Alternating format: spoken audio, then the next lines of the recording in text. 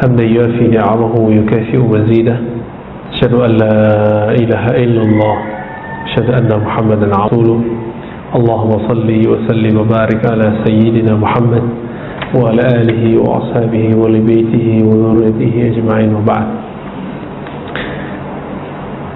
Bapak saudara yang dimuliakan Allah, kita masuk ke bab yang judulnya sudah biasa, tapi nanti akan ada hal yang tidak biasa kita dengar di kitab-kitab lain, tapi ada di kitab ini, insya Allah. Kita sering mendengar kata ghibah, ya. Ghibah ini dari bahasa Arab ghaibah, ghaib. Salah satu yang sering kita baca di awal suri orang bertakwa itu, mereka percaya kepada yang gaib. Gaib itu artinya sesuatu yang tidak hadir. Jadi gaib lawannya hadir. Hadir. Giliran si Ahmad tidak datang, temannya bilang gaib, gaib syekh. Gitu. Dia gaib, dia tidak hadir. Lalu dalam bahasa Arab itu ada penambahan tak marbutah, menunjukkan feminin. Tapi dia kan gak feminin katanya. Cuma menunjukkan status yang berubah, membicarakan yang tidak tampak tapi kesannya negatif. Nah, disebutlah ghaibah. Jadi al-ghaibah dari situlah kira-kira akar katanya. Ini ghaibah dalam artian akhlak. Adapun ghaibah dalam bab zikir beda lagi. Ya, dalam bab zikir ini masih dalam bab akhlak. Di dalam Al-Quran, surat yang sering kita baca, Al-Hujurat misalnya, itu ayat 10, 11, 12 itu kan berbicara tentang adab, bagaimana kita berinteraksi dengan makhluk. Dan tentang ghibah ini atau ghaibah, Allah menyebut, walaupun ini ungkapan majazi bagi ahli bahasa, tapi bagi ahli ma'rifatullah ini hakiki. Apa itu? Ayuhibbu ahadukum ayyakula lahma akhihi mayyita. Kalau kita menggibah seseorang, maka Allah kasih pertanyaan, ayuhibbu ahadukum, apakah kamu suka melahap, memakan daging saudaramu sendiri? Udah daging saudaramu mayyita, bangkai, dagingnya bangkai, gak disembelih, bau, ya. Daging kita ini kan paling bau Pak, kalau sudah jadi bangkai. Itu lebih bau dari semua hewan yang ada di muka bumi. Karena di dalamnya semua kebusukan ada, semua bakteri ada. Bagi ahli bahasa, menggibah dianggap majazinya adalah makan lahma akhihi maitah, daging saudara seakan-akan. Tetapi di ayat ini tidak ada kalimat seakan-akan. Langsung pertanyaannya, apa kamu mau makan daging saudaramu dan itu bangkai? Saya sudah pernah menjelaskan pada bab taubah bahwa dosa itu ada tingkatan. Dosa orang awam itu, bagi orang awam, dosa fisik. Lalu ada dosa orang yang khawas, yang spesial, itu dosa kolbu. Jadi atau pikiran jorok, hati mulai tidak benar, itu disebut dosa juga, tidak terlihat oleh kasat mata. Lalu ada khawasul khawas, para wali-wali Allah yang besar, yang tinggi, itu mereka yang dianggap oleh level 1 itu taat, itu bagi mereka dianggap dosa. Contoh, seorang imam namanya Syarif Sakti, dia punya toko di pasar.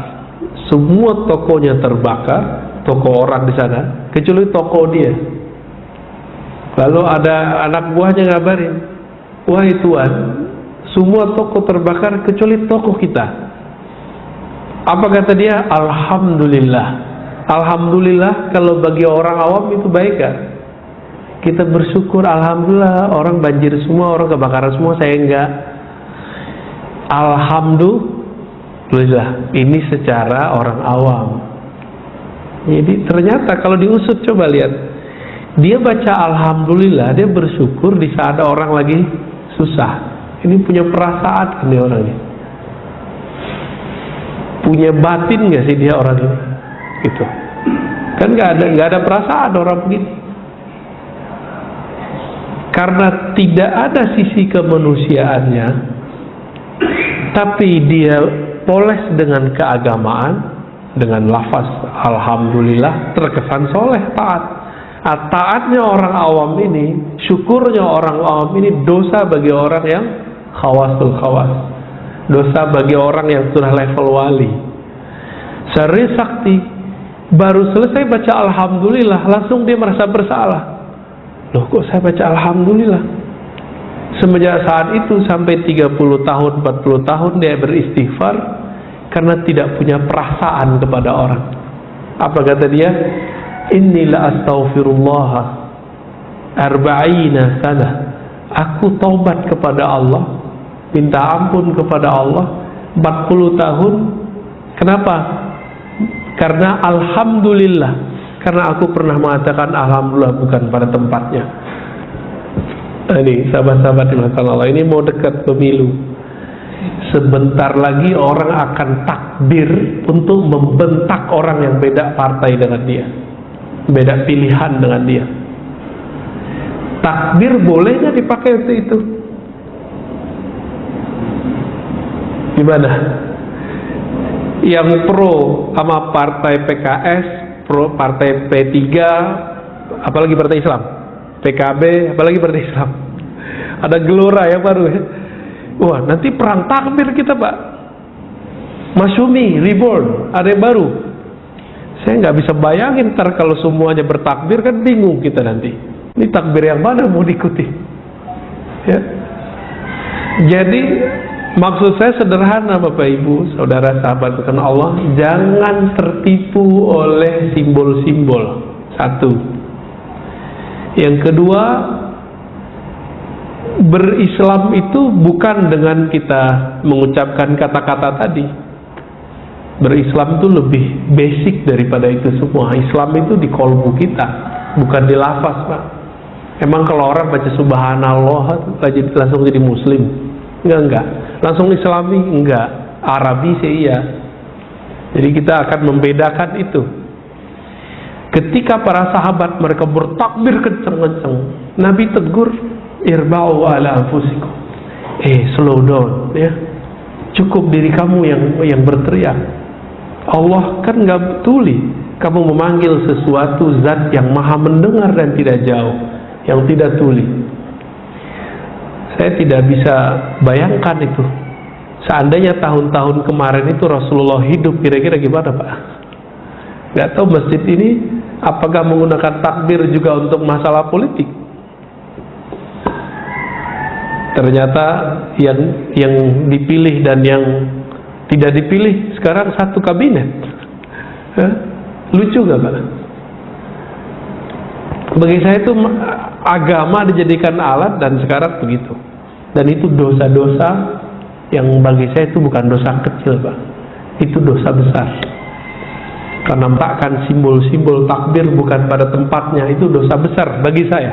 Gak tahu bagi Bapak semua ya. Kita kalau ngikutin adabnya Imam Sari Sakti, kita bisa tobat setiap saat. Saya pernah korban loh, Pak. Saya dibentak pakai takbir. Kita bilangin, kamu gitu-gitu amat dalam berpolitik. Biasa aja. Aisyah sama Ali perang kok biasa aja.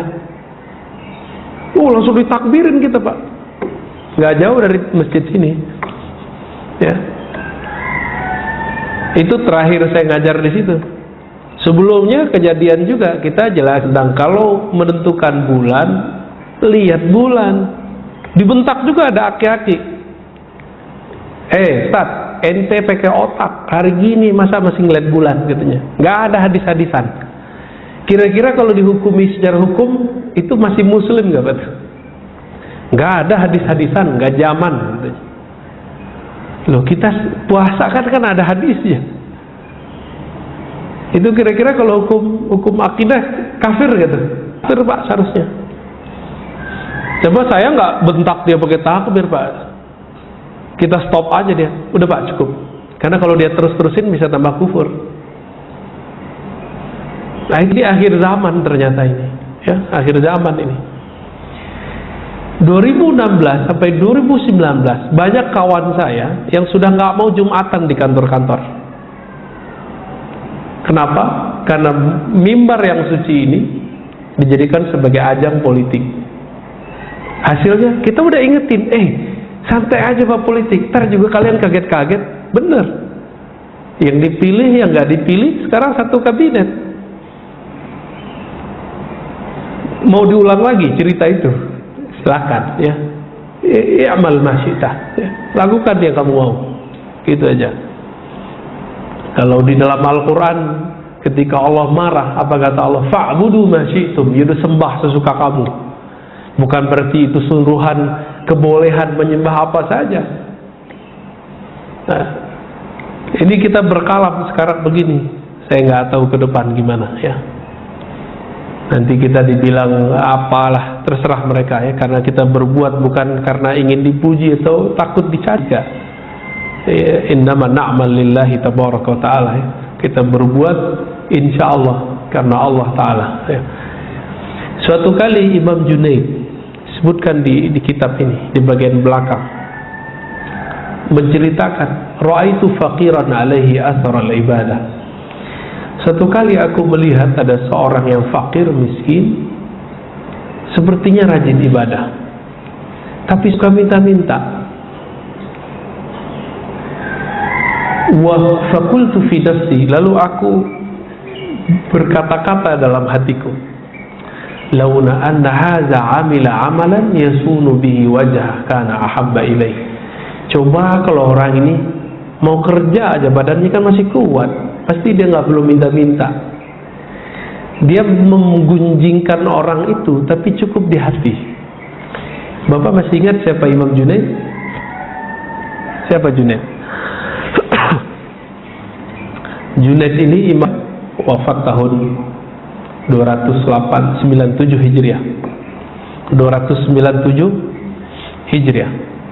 Gelarnya Sayyid Taifah, pemimpin para ahli tasawuf. Tahun 297 sudah ada istilahnya pemimpin sufi. Berarti sufi itu sudah ada Syriah. Ketiga Hijriah disebut salaf nggak? Salaf, berarti salaf itu di dalamnya ada sufi, ada imam mazhab. Tapi mereka itu hari ini yang dibantah oleh kelompok-kelompok yang bakal menjadi khawarij masa depan. Lalu mereka mengatakan tidak ada sufi, sufi zindik, sufi khurafat ya. Dan yang paling lucu itu apa? Imam Junaid ini kan gurunya Imam Asy'ari ya. Gurunya Imam Asy'ari, ilmu kalam yang sudah diahlus sunnahkan. Jadi saya diejek-ejek oleh mereka, ya saya nggak merasa diejek, merasa ketawa. Jadi mereka ngutip pengharaman Imam Syafi'i terhadap ilmu kalam. Apa arti ilmu kalam? Tetapi mereka menerjemahkan ilmu kalam itu filsafat. Loh, dari mana kesamaan kalam dengan filsafat? Gak ada. Jadi Imam Syafi'i itu melarang orang belajar kalam, karena ilmu kalam di zaman Imam Syafi'i itu adalah ajaran akidah Mu'tazilah yang menolak takdir dan mereka mendahulukan akal daripada kitab dan sunnah, menyebut ajarannya kalam. Tapi setelah seabad, kata kalam berubah menjadi kalam yang sudah diahlus sunnahkan. Sebagaimana dulu fikih Itu ilmu yang dulu dipopulerkan oleh Imam Abu Hanifah, yang disebut ahlul ra'yi, bukan ahlus sunnah, bukan ahlul hadis. Tapi belakangan sekarang menjadi tren ilmu fikih, ya kan? Kira-kira seperti itu. Imam Junaid ini, dia punya ilmu, satunya ilmu hadis. Dan ilmu yang paling terkenal dari beliau adalah ilmu tasawuf. Ilmu tasawuf ini, kata mereka, bukan dari Rasulullah.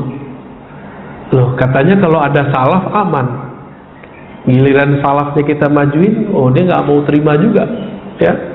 Oke, apa yang kejadian pada beliau?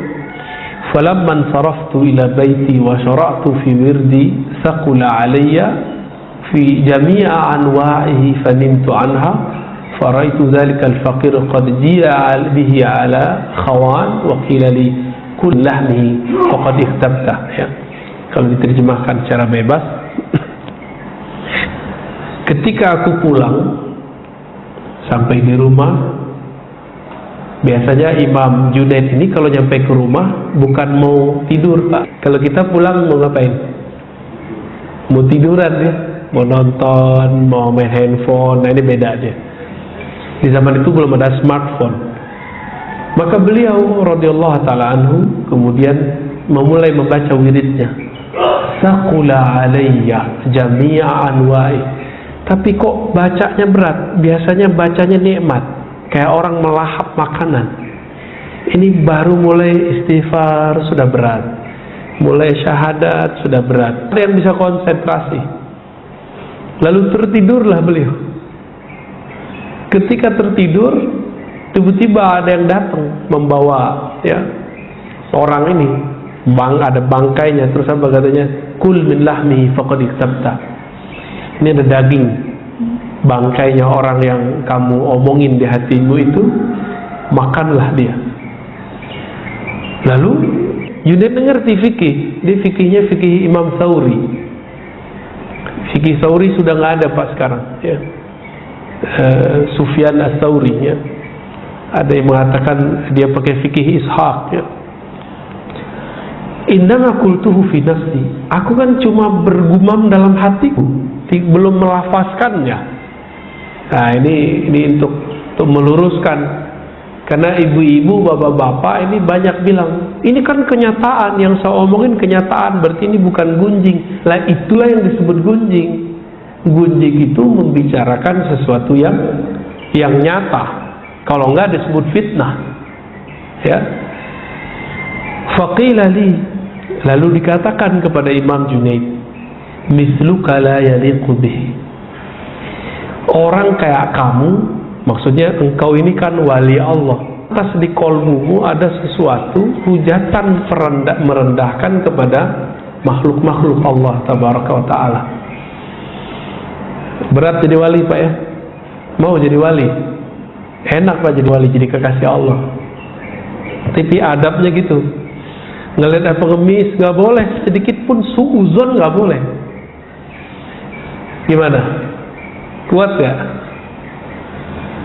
Imam kita sholatnya agak panjang, bacanya agak berat. Waduh, nggak boleh kesel Pak, nggak boleh kesel kita. Aduh, panjang amat gitu, nggak pantas. Kalau cuma jadi wali, ya. Dicaci maki orang nggak boleh emosi, biasa aja. Gimana? Kuat gak jadi wali? Nabi Muhammad itu dilempar sama orang nggak balas Pak. Mau jadi wali murid aja kali ya. Falamma asbahtu, ketika esok pagi, zahuf. Nah, itu ternyata lagi apa? Beliau ini nyari ini. Pagi-pagi dicari sampai ketemulah orang ini. Faqala li, aku mengucapkan salam kepadanya. Lalu dia mengatakan, ya Abul Qasim, ya Abul Qasim ata'ud? Fakultu la. Pengemis ini mengerti apa yang terjadi. Ketika Imam Junaid mengatakan Assalamualaikum, belum ngomong, orang ini yang tadi dibicarakan di hatinya langsung bicara. Hey Abul Qasim, apakah engkau akan mengulang kembali apa yang kamu lakukan kemarin, yaitu membicarakan aku di hatimu? Fakultu la, lalu aku menjawab tidak. Faqala, lalu Allah mengampuni kami, saya gitu maksudnya, dan engkau. Nah, ini adab paling penting ini. Jadi kalau doain orang, doain diri kita dulu baru orang lain. Ini kan sekarang banyak nih lagi tren, Allah yahdik, semoga Allah memberi hidayahmu. Iya, kalau Allah ijabah, ente nggak dapat hidayah, dia dapat hidayah. Ini kan sekarang lagi tren ya. Kita beda dikit sama dia dibilang Allah yahdik, ya kita aminin. Gimana seharusnya kalau kita lagi beda sama orang lalu kita mendoakan orang itu? Doakan diri dulu baru doakan orang. Allah yahdini wa iyyak, semoga Allah memberi hidayah dan memberi hidayah engkau. Jadi jangan sombong. Itu iblis dulu kan begitu, Pak. Iblis itu dulu, malaikat-malaikat ini kan Allah buka kan lembaran Lauh Mahfuz, karena dari langit ketujuh surga. Di surga, iblis lagi bertugas, beribadah, jaga surga. Datanglah malaikat, ya, bertanya, minta doa. Wahai Tuan Azazil, doakan kami. Ternyata yang dibaca oleh malaikat ini, bahkan ada sekelompok orang yang sudah setara malaikat nanti membelot, durhaka kepada Allah. Malaikat takut. Lalu mereka datang kepada malaikat yang sudah setara malaikat, yaitu Azazil, yang bakal menanti jadi iblis. Datang ke sana minta doa. Apa kata si Azazil yang lagi jaga surga? Ya, saya doakan ente selamat semua. Tapi dia lupa, melupakan mendoakan dirinya.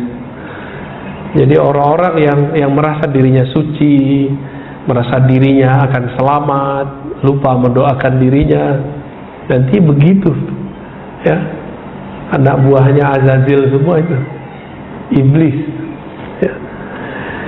Baik, nah ini cerita yang paling inti di sini. Ternyata hal yang sama terjadi pada Imam Khalid. Maulana Imam Khalid al-Baghdadi thumma Dimashqi. Beliau pemimpin tariqat 5 tariqah, Naqsyabandiyah, Qadiriyah, Khistiyah, Suhrawardiyah, lalu yang sudah ditajdid namanya Mujaddidiyah. Imam Khalid ini ahli hadis juga, ahli zikir. Suatu kali dia lagi tawaf di Masjidil Haram. Tiba-tiba ada orang nyandar di satu tiang, kakinya selonjoran ke Ka'bah. Beradab nggak, Pak? Saya ngelihat di masjid ini sering nih ada orang lagi khutbah selonjoran kakinya ke kiblat. Itu kalau ngikutin adab, nggak beradab itu, Pak. Secara hukum fikih saya boleh negur dia. Kenapa? Yang boleh itu dia mendekap, ihtiba. Ada yang coba contohin ihtiba. Gitu tuh boleh, Pak. Bagus begitu tuh. Jangan diselonjorin, nggak beradab. Tapi kayaknya sering, apalagi kalau khotibnya beda sama dia tuh, dia selonjorin terus kakinya tuh. Itu nggak beradab sama sekali. Ternyata orang ini ujian bagi Imam Khalid. Dalam hati dia lagi tawaf. Orang tawaf boleh nggak ngomongin orang dalam hatinya? Atau zikir? Yang bener ngapain? Kita lagi tawaf. Tawaf ini kan sama dengan sholat, Pak. Sholat itu tawaf sebenarnya. Inna sholati wa nusuki. Tawaf itu kan berpindah dari satu titik ke titik yang lain. Itu berpindah dari berdiri, takbir, Fatihah, ruku, berdiri lagi, sujud. Itu sama dengan tawafnya badan itu. Tawafnya badan semua naik turun begitulah terus. Makanya jumlahnya 17 kan. Bukan cocok logi loh, Pak ya. Emang jumlahnya 17 kan? Emang 17. Maulana Imam Khalid, beliau ini belum jadi wali besar ya, tapi sudah jadi mursyid tarekat Qadiriyah saat itu. Belum jadi mursyid tarekat lain. Mursyid ini kan guru yang sudah dapat ijazah. langsung ijazahnya dari ayahanda beliau sendiri. Lagi tawaf, dia baca kitab salawat namanya Dalailul Khairat. Kitab Dalailul Khairat ini, kitab salawat dia baca, fokus, bilang apa? Aki-aki tambah tua kok tambah nggak beradab, tambah tua kok tambah nggak punya etika, gitu dalam hati dia. Kejadian buat-buat, bukan kejadian cerita dongeng, ini cerita asli. Maulana Imam Khalid ditegur lengkap dengan namanya. Lalu dia lihat, loh ini aki-aki yang tadi kok tahu nama saya. Ketika ditegur, orang itu ngomong, Khalid, gurumu yang akan membuat engkau menjadi wali Allah bukan di sini, lagi di daerah timur, Uzbek, Afgan, sono lagi gitu, udah nyampe ke ujung sana. Terus dalam hati dia mikir, loh kok dia tahu kalau saya lagi nyari guru, nyari wali di Mekah. Jadi saya juga ngalami yang sama, Pak. Saya mau cari wali Allah di Mekah, nggak ketemu-ketemu. Wali Allah yang saya maksud yang ahli ma'rifat. Kalau orang taat, orang berilmu banyak. Tapi yang cari ma'rifatullah, ma'rifatul zatillah itu nggak banyak. Beberapa kali kita umroh nggak ketemu. Sengaja saya itu nggak mau bawa jamaah, jadi jamaah biasa. Nggak ketemu guru yang saya cari. Persis seperti kita cerita Maulana Khalid. Bedanya Maulana Khalid ditegur, guru ente di sono, udah cepet-cepet selesaiin umroh hajimu, berangkat. Ke depan jangan pernah suuzon lagi sama orang. Begitu ini masih aki-aki itu. Ya ampun ya Pak. Kenapa? Selevel dia kan sudah wali biasa, wali umum. Gak boleh menyia-nyiakan kolbunya. Jadi kalau kita ini mau jadi kekasih Allah, kita wajib Pak sebenarnya jadi kekasih. Merana nanti di surga, di neraka merana ntar. Di surganya merana, apalagi di neraka Pak. Jadi orang kalau belum jadi kekasih Allah, di surga aja nanti dia stres. Tapi stres ala surga itu masih enak. Di surga itu nikmat seksual, nikmat makan, minum, rekreasi, semua dikasih.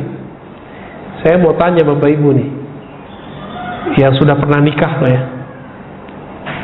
kalau begitu mulu tiap malam, bosan nggak? Kayak malam pertama terus, bosan Pak. Nanti akan ada titik jenuhnya ahli surga, maka mereka mengatakan, ya Rabb, arina wajhak, tolong tunjukkan kami wajah engkau pemilik surga. Berarti surga mendapat bidadari 72 seperti bidadarinya teroris. Kan teroris bunuh orang supaya dapat 72. Loh kita 72 mah dikit. Dikit itu Pak. Hadisnya di Tirmizi dan tidak sampai derajat sahih seperti di Sahih Bukhari Muslim. Hadisnya kalau mau dapat 72 bidadari, boleh nggak apa-apa, kita juga mau kok. Tapi nggak dengan cara bunuh orang. Emang ada Pak mahar surga bunuh orang nggak bersalah? Itu orang waras nggak tuh beragama? Beragama itu apalah ta'qilun, orang waras. Tapi hari ini kok orang beragama nggak waras, itu kok muncul begitu? Apakah ini fenomena orang stres beragama? Ya udah jadi teroris aja deh gitu ya. Korban hoax itu. Apalagi ini haji, saya bukan orang pemerintah loh Pak ya, karena saya bukan PNS, maka saya nggak ada urusan menjelaskan ini. Tapi kita perlu meluruskan, kita ini jangan kemakan hoax. Haji tahun ini tidak jadi, bukan karena Indonesia ini utang itu, nggak ada urusan.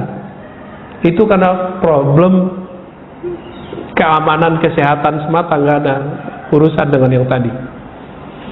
Nah, ada persepsi yang berbeda antara kita dengan Saudi juga ada masalah banyak hal.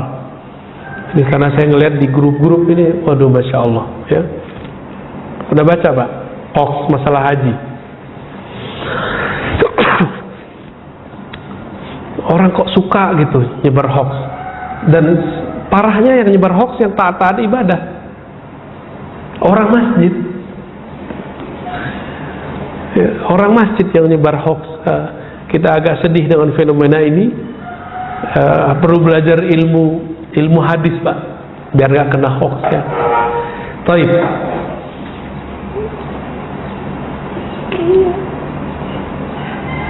Terakhir yang mau saya bacakan di sini, dikatakan di sini bahwa Imam Sufyan bin Uyainah pernah menyebut tentang persoalan gibah, ya, menggibah orang di depan Imam Ibnu Mubarak. Ibnu Mubarak ini wafat tahun 181 Hijriah, ya, masih ulama salafus saleh. Kitab-kitabnya dijadikan sandaran. Atau kata beliau, "Lau tabtu ahadan laqtabtu walidayya li'annahuma ahaqqu nas bihasanati." Kalau aku mau mempergunjingkan orang, tentulah orang yang paling pantas aku bergunjingkan adalah kedua orang tuaku. Apa sebab? Mereka lah yang paling berhak terhadap kebaikan-kebaikanku. Jadi Bapak kalau ngomongin saya nih, itu sholat tahajud Bapak pindah ke saya, Pak. Asik nggak tuh diomongin orang?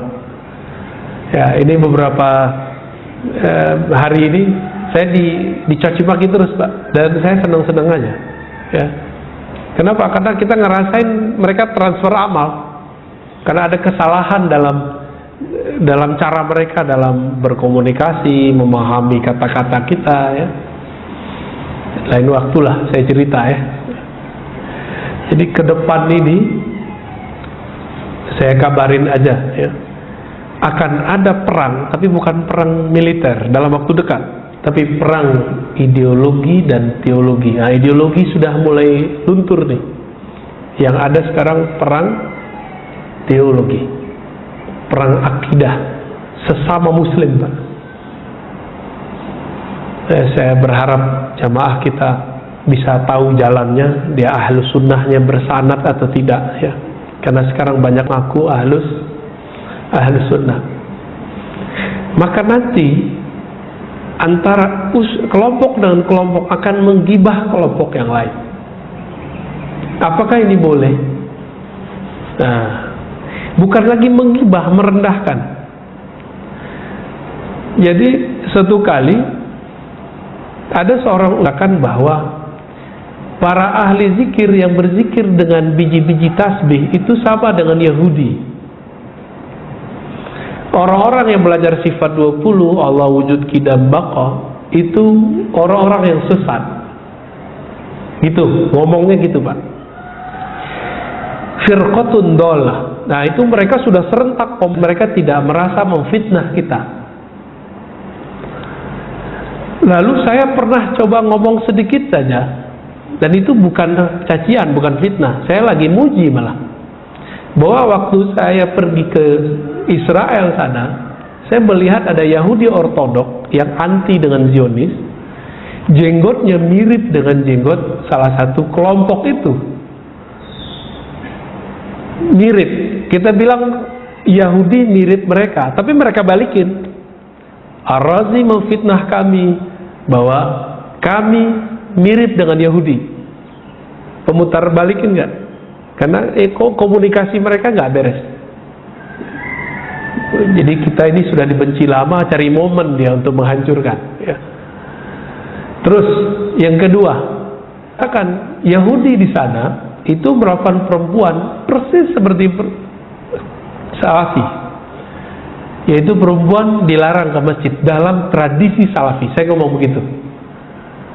Saya dijawab, Pak. Mereka ngomong, apa kata mereka? Oh, Syekh Soleh Fauzan tidak melarang ke masjid, tapi dianjurkan di rumah. Sebuah dalil, itu mah Syekh Soleh Fauzan pakai dalil, itu mah Rasulullah.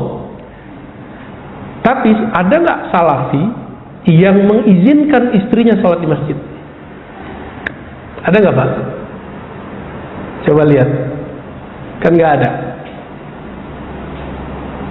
Walaupun fatwa ulamanya tidak dilarang, nah kita ngomong dari atau ajarannya, tergantung dia milih yang mana. Itu kemudian mereka menyerang kita, ya. Nah, saya jelaskan begitu. Jadi mereka sudah mulai, Pak, setiap hari hampir 1000 kali saya dicaci maki oleh mereka, dan kita nggak merasa difitnah, biasa aja. Kita coba ngomong begitu, itu emosinya bukan main. Saya pegang tasbih, disebut mirip Yahudi, saya nggak marah, Pak. Ya. Tapi giliran Yahudi kita katakan itu pujian, karena jenggotnya Yahudi ini mirip dengan jenggotnya Sayyidina Harun. Pujian nggak tuh? Mereka kemudian memotong video itu dan dijadikan sebagai cara untuk mencaci maki kita. Jadi sekarang ada gerakan caci maki berjamaah setiap hari, ya, setiap hari. Dan saya harap teman-teman tidak terpancing, ya. Jangan balas mencaci maki lagi, santai aja kita, ya. Kita mau balas dengan keilmuan aja. Idfa billati hiya ahsan. Kalau ahli kitab aja kita harus balasnya dengan baik, apalagi dengan sesama muslim. Walaupun mereka nggak baik ke kita, walaupun mereka bilang kita sesat, ya. Antum dibilang sesat loh, pakai sifat 20 nggak, Mas? Allah wujud kita mau ente sesat ente. Pakai tasbih nggak kadang-kadang? Pakai ulah Yahudi ente. Digituin, kita digituin sudah bertahun-tahun, Pak. Dan kita nggak marah, kita biasa-biasa aja. Giliran kita bilang coba jenggot Yahudi sama dengan jenggot dia, ngamuknya bukan main. Beragama kok kayak binatang buas, ya. Marah aja mulutnya, nggak ada adem-ademnya. Nah, ini yang kita bahas waktu bulan puasa, bahwa dalam diri kita ini ada sifat kebinatangan ternak, ada binatang buas. Kalau ini nggak diberesin, dapat dalilnya dipakai untuk menghujat orang, dalilnya dipakai untuk orang. Karena sibaiyah, karakter binatang buas yang ada dalam diri saya, dari Bapak semua, itu akan menggunakan senjata apa aja untuk mengalahkan orang. Karena sibaiyah ini maunya ngalahin orang. Kalau fisik, pengen pakai barang apa aja untuk ngalahin orang. Kalau perangnya perang ideologi, perang teologi, pakai dalil, Quran Sunnah dia pakai. Yang paling lucu apa? Kita dianggap mengolok-olok Rasulullah. Nah, berarti selevel ustadznya itu nggak mau dengerin videonya dari awal sampai akhir. Lalu dianggap kalau mengolok Rasul berarti kafir. Nah, ini apalagi yang bahaya. Mereka menganggap diri mereka adalah representatif daripada Rasulullah. Berarti diri mereka ini sama dengan Rasul. Pengkultusan nggak tuh? Ini bahaya, Pak. Kalau mereka melarang mengkultuskan kiai, sekarang mereka mengkultuskan pendapatnya sendiri, ustadznya sendiri, pandangannya sendiri. Dan pengkultusan pendapat, pandangan ini lebih bahaya daripada mengkultuskan sosok. Karena kalau sosok itu masih di bawahnya Azazil. Kalau udah mengkultuskan pandangan, itu udah sama kayak Azazil itu. Ini bahaya-bahayanya nanti ke depan. Jadi ini baru awal, Bapak Ibu yang melakukan Allah. Ke depan saya nggak tahu juga, saya masih bisa kajian di sini, ya. Wallahu alam. Tapi kalau ini berlanjut terus, ya barangkali nanti mungkin saya beberapa kali gaib, ya, tidak hadir di sini. Berarti kita lagi berseteru, Pak, seteru asik, ya. Baik, kira-kira begitu, ya. Saya minta doanya semoga ulama-ulama yang sejati, mereka bangun dari tidurnya, tidak diem, tidak cari aman, tapi mau berjuang mempertahankan Ahlus Sunnah dan menenangkan umat. Al-Fatihah.